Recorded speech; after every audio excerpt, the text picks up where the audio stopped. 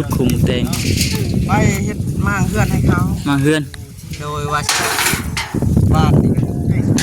บ้านซื้อเฮ็ดมางเขา20,000จ้างบ่500,000ว่าสิไปซื้อเสาแล้วก็บ่มีรถไถมื้อนี้แบบใดนะเพิ่นสิไปซื้อเสาดินเอาไว้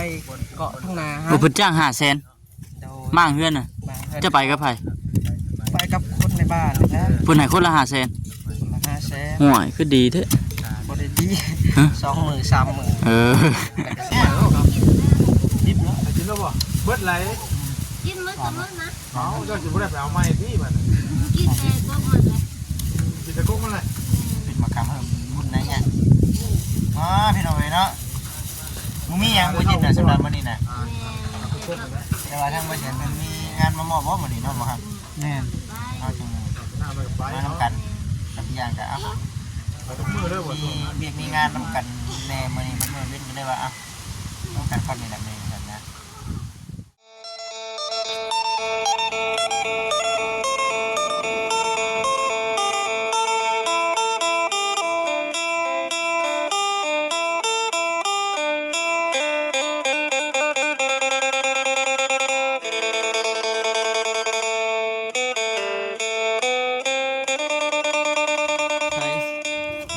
แม่บ่กินไปขุดกระปู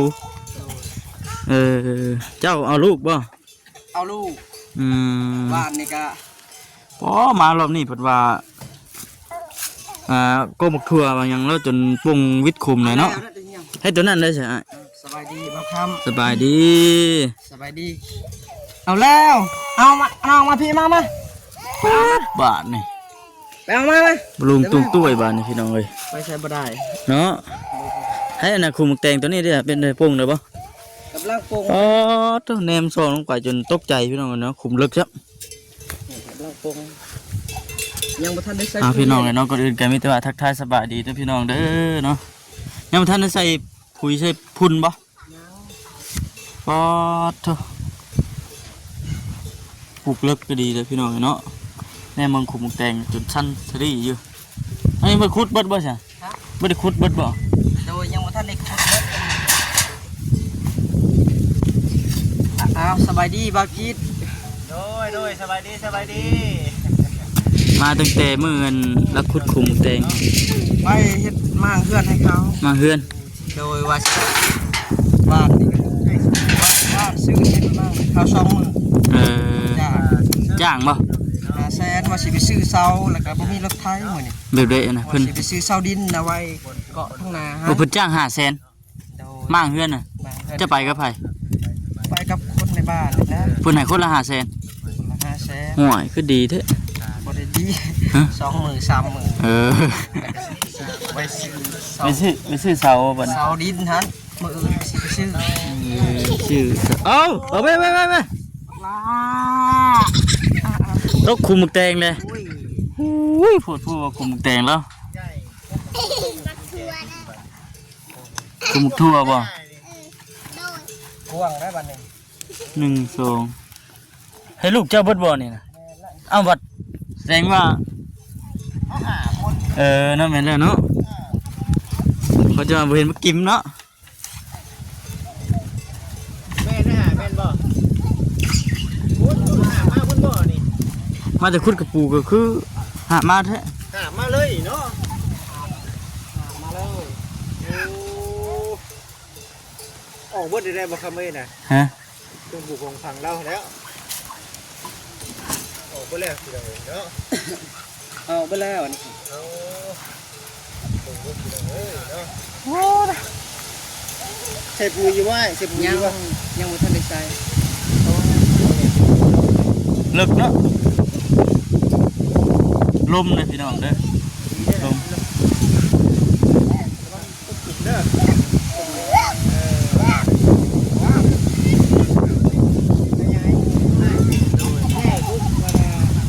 รุ่นหนาวอีกแล้วพี่น้องเนาะหักมันได้จ้ะหักมันหันทางเบิ้งเนาะครับว่ามันออกมาเนี่ยก็ยังสีป้าไปหันเลยเนาะสิติดอยู่อะไรเนาะนี่นะรดน้ำบ่รดน้ำขมือบ่มีน้ำอยู่ได้เนาะมีน้ำอยู่ในตัวเนาะ ได้บ่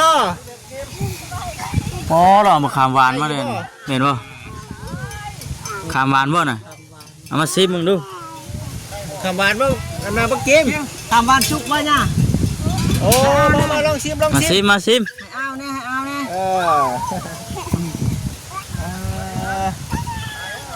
อดเอาไอ้อดเอาจังหน่อยก็ได้นั่นได้นี่ โดย เนาะ ได้ชีวิตคุ้มแล้วอันนี้ฮันใส่ไม่ได้กับ พอดีหาข้างหาหยังมาใส่ได้เนาะ อันนี้จูดเนี่ยมันจูดที่แกบเนี่ยมัน ใส่ได้ เข้มโหด เข้มข้น เข้มโหดใส่หัวเป็นไง โอ้ได้อยู่งามเนาะขัดดู เออสิไปเอาปุ้ย อ๋อสบายดี สบายดี สบายดี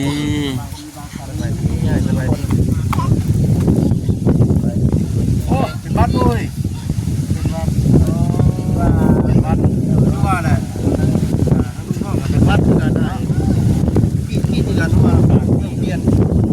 ข้าวมะนาวอีกเลยเนาะ ยังปิดเนาะอันนี้ตั้งแต่บจิตไม่ผมไม่นี่ โดย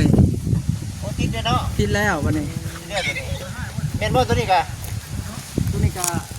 แมน เขาลืมแล้วตัวนั้นบ่แม่แม่เนาะ ม่วงค่ะแมน ลูกลูกแค่ กล้วยมาไว้นี้ก่อนเนาะกล้วยพูดได้กล้วยเนาะ ป่วยอยู่ฟุ้น แก่กูกล้วยแล้ว ก็แล้วก็ตัดกระชีนะ ขยายเพิ่มอีกบ่นี่นะ ขยาย ได้เพิ่ม เพิ่มอีกบ่ โดย มันคืออยู่ชุดนี้แบบนี้ มาแล้วอีในนี่วันนี้ก็ขยายเพิ่ม เจ้าเพิ่มพื้นหรือเปล่า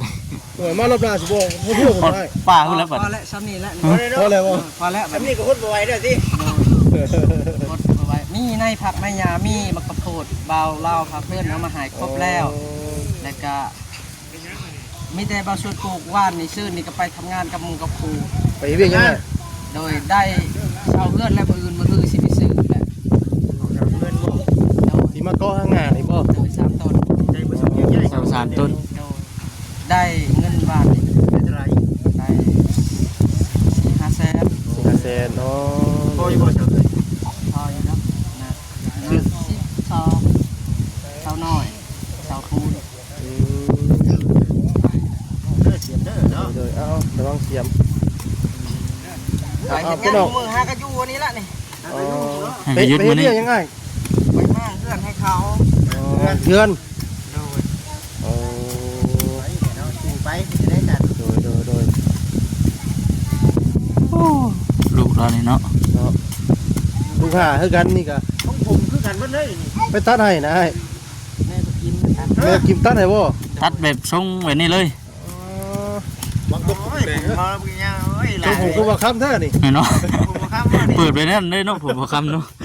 กินไปไกลขึ้นหากเลย สบายดีรถตู่ทุกคนได้เนาะโดย เลยสบายดีคือการเลยเลยพวกนั้นก็ได้ คนดูนะเนาะ ข่อยแน่เบิ่งคุมแตงแล้วจะตกใจไปอยู่ ข่อยเกือบตกกินเนี่ย แน่เบิ่งหนูป้อตกใจก็เป็นวิน ถ้าคุณละโคตรจะคือพี่กลุ่มคืบหนึ่งกับมานั่นเด้อ สองหนึ่งเด้นี่นี่สองหนึ่งบ่ได้ อีสามนี่ก็พอดีนี่ได้แล้วจำนะ เนาะ สูตรแล้ว คุณละโคตรเพื่อจะขึ้นพิษหันป้าเขา เมื่อยเลยเติบดิ เป็นหมากข้าคุมเลย ประมาณ20 เซนเนาะ อ๋อโถ 20 เซน โอ้สองคนนี่ตัดผมขึ้นกันแท้นี่เจ้าตัดให้เองได้บ่ว่าสวน แม่ไปกินตัดให้ แม่กิม นี่กินตัดให้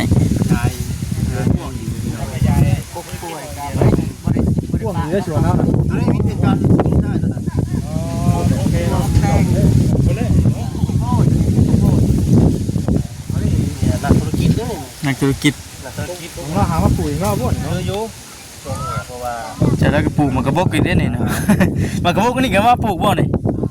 งัวเข้ามาคันงัว มันเป็นตะกอนเป็นของงัวดิ เออ มาวันนี้ออกบ่ได้เนาะแล้วว่าไปมันคืออย่างเดืองไง มันยังบ่ทันได้ใส่ปุ๋ย มันแก่แล้วนี่จะมาเป็นแล้วเจ้าเนาะ ธรรมชาติด้วยนะ โอ้หากนมาปลูกกันเลย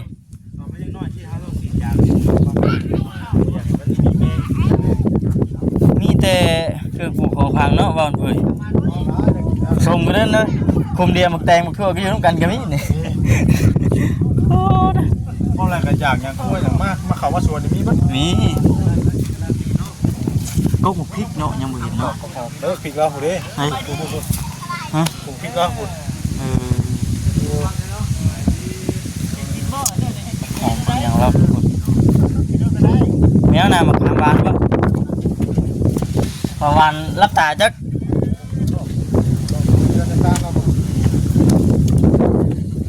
เฮ้ยไปจีกิน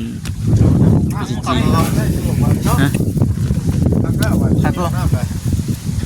ทั้งหมดที่ไปเลย ไม่ค่อยกินนะ ผมนอนเลยแขวน มีตัวอย่างอยู่ต้องไปแล้วครับกินแล้วกินแล้วบ่เบิดไหล กินมื้อกับมื้อนะ เอาเจ้าสิบ่ได้ไปเอาไม้ที่มัน กินแต่ก็หมดเลย กินแต่กุ๊กมันเลย ปิดมาคำเพิ่มมุ่นนะเนี่ยอ๋อพี่น้องเลยเนาะมึงมีอย่างบ่จิตน่ะสำหรับมื้อนี้น่ะ แต่ว่าทางบ่เห็นมันมีงานมามอบบ่มื้อนี้เนาะบ่ครับ แม่น เอาจัง หน้าไปกับไป มานํกันกับพี่ย่างก็เอา ไปทุกมือเลยบ่ มีเบียกมีงานนํกันแน่มื้อนี้เพิ่นมื้อวินก็ได้ว่าต้องการคนนี่แหละแม่กันนะ ทางกลางทางกลางเนาะ มันว่าชัดว่าดีนะ งัวให้งัวเนี่ย หัวไปน้ำหัวป้า ไปแล้วเนาะ เมื่อตัวกินก็ตีนบ่ แม่ เมื่อตัวเดียวกับคุณเนี่ยกินก็ตีแล้ว กินนกข้นตีเพื่อนมันกินลงได้จังได๋ เราหาคนตีบ่เห็นเนาะ เอาละ งั้นงัวกินเลยจักว่าหยัง หักแล้ววันนี้เนาะ เว้ยนอนเฮ็ดไว้เป็นจัง เรา ได๋ เฮือนใหม่เป็นจังได๋ อุ่นอยู่บ่ นอนสบายอุ่นอยู่ งามได้เฮือนใหม่แล้วเนาะสีแดงตัดขาว นั่นเราจังสิหาเอาอีกช่องเช้าเรามันดัง น้ำของนายก็สะดวกแล้วบัดนี้เนาะไว้เล่นเข้าป่าติ บ่ บ่ได้เข้าป่าใครอยู่บัดผู้ใหญ่เพิ่นเฮ็ดให้เด้สบาย อันนี้ก็เดี๋ยวนี้ก็คักนี้ไปเห็นใหม่เนาะ ข้ากลัวบอกขอได้ยังน้ำข้ากลัวไอ้แล้วนอนตะกี้พุ่นอีก อ่า ปวดเองก็ดีได้ตะกี้ อ่า ลมเฮงลมเฮง ครับเจ้ามีเนี่ยกับลมมาวัน มีไม่คือหมู่เฮงโหดตัวเด้อ ที่บ้านเผยคือนี่อยู่ มีอยู่แต่ว่ามันก็ อุบิเหตุนะ อีกสมอลเล่นเลย ตกคุก ตัวคุมแล้ว ผมแต่งพูดอยู่ ทุกกลุ่มบางแกงกลุ่มหนึงฮอดแล้วมันน่าหุ่นเยอะ พวกเขา ข้าวเช่น บ่เอาง่ายก็เพื่อนสิสุดแถวหนึงอ่ะประมาณเที่ยงบ่ดีว่าหุ่นเยอะเอาเพื่อนจะได้แต่ละกลุ่มเนาะหิวข้าวหิวข้าว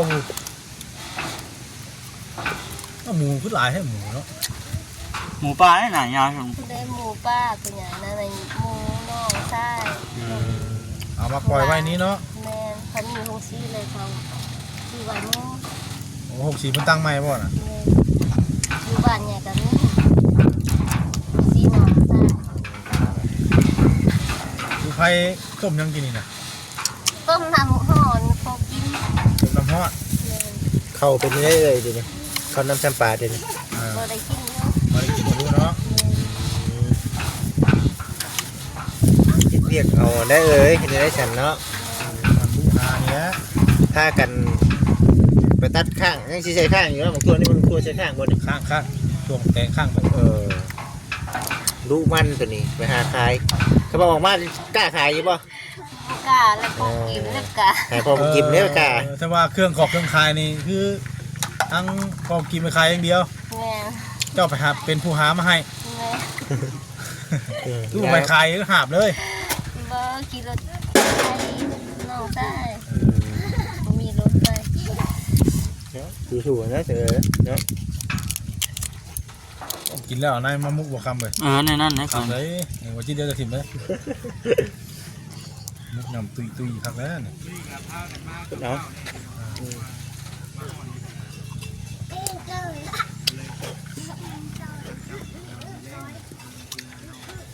มีของแน่เนาะมันนี่เนาะมันบ่มีของมามอบให้คนขยันปลูกพัง ปลูกพังนั่นแหละตื่มเนาะพอได้มีแนวเห็ดแน่มันน่ะ ออกมาออกคนก็พากันไปขายเอาเงินเนาะครับบัดนี้เนาะ แม่น พากันเอาเงินมาคำได้เอ้ยบ่อายได้เอ้ยอายกินบ่ได้เลยเนาะบ่มีแนวกินอีกเลยอายกะอายบ่มีแนวกินเลย ทานได้หายอดบ่ เอาผสมเลยครับใส่บัวแล้วก็ฮดเลยสินะ มาแต่หากินยังเมื่อยกินน้ำกินให้เลยบ่เนาะ กินได้ กินเลย แล้วเหรอ เมื่อเราต้มน้ำไว้ให้พอกินเยอะ หอมเด้อ จะต้มน้ำอาบไหม มายังไง ปึ๊บบ่ เดี๋ยวล่ะ แม่ไป มาครับมะขามเราจะกินให้มะขามบ่อ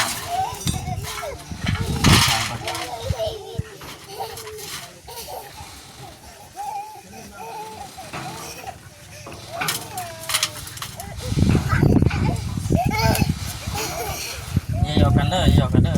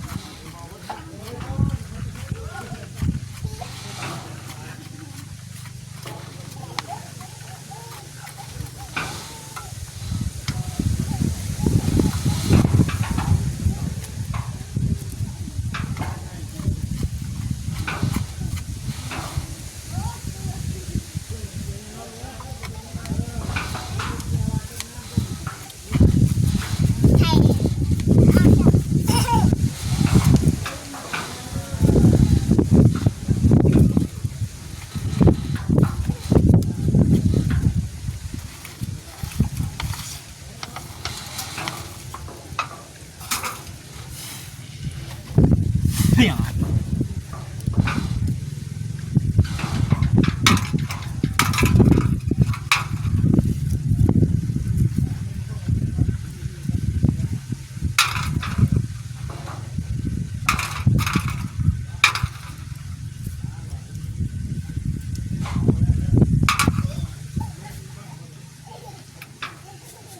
บรรยากาศเริ่มหนาวแล้วพี่น้องเนาะคำมา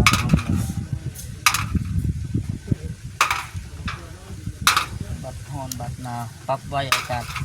เปลี่ยนแปลงไว้คนเฮากันเป็นไข้เป็นหนาว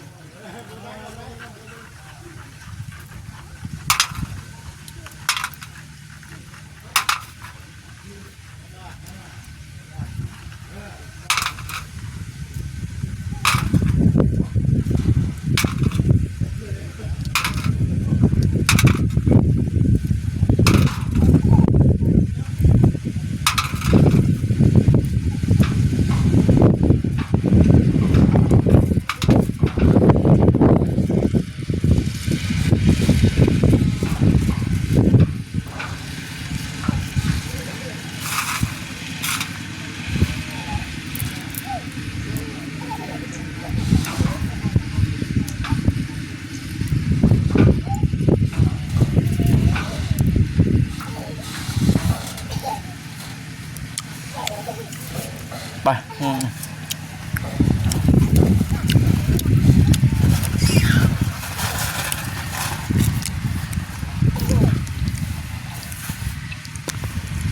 ึ้นทำมาแซมเพิ่น เนี่ยพี่น้องเอาประมาณนี้ได้เด้อเดี๋ยวทางออกมาวันนี้ก็มีเงินต้นข้าวกระเดาเนาะแล้วก็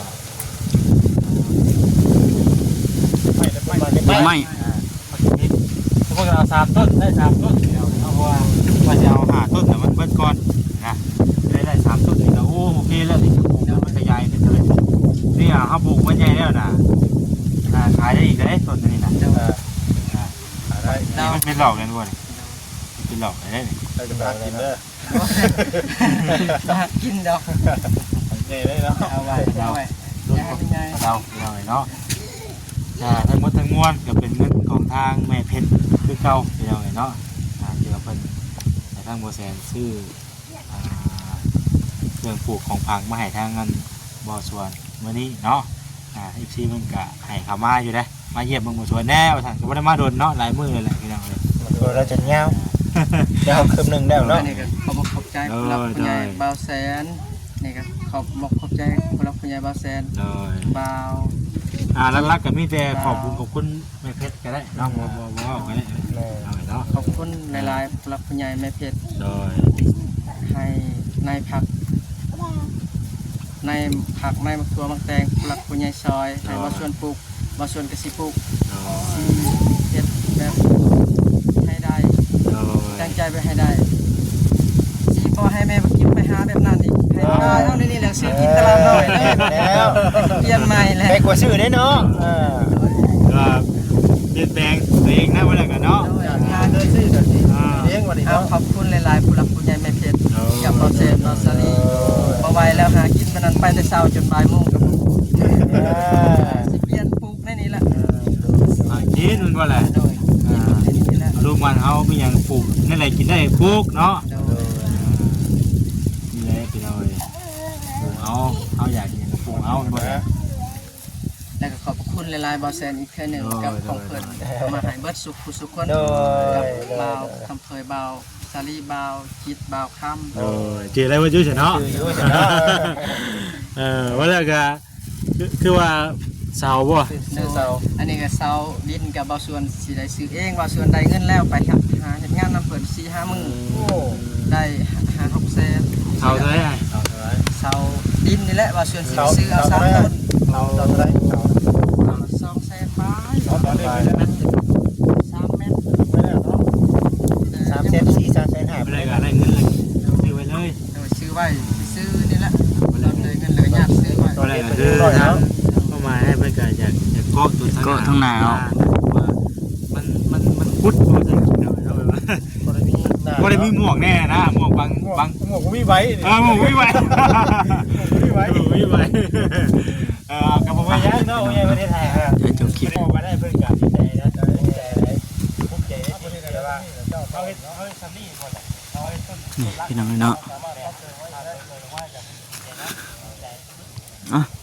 เดี๋ยวสิจบคลิปก่อนทำคำกันได้พี่น้องแต่ว่าไว้พบกันคลิปหน้าได้พี่น้องเด้อสบายดี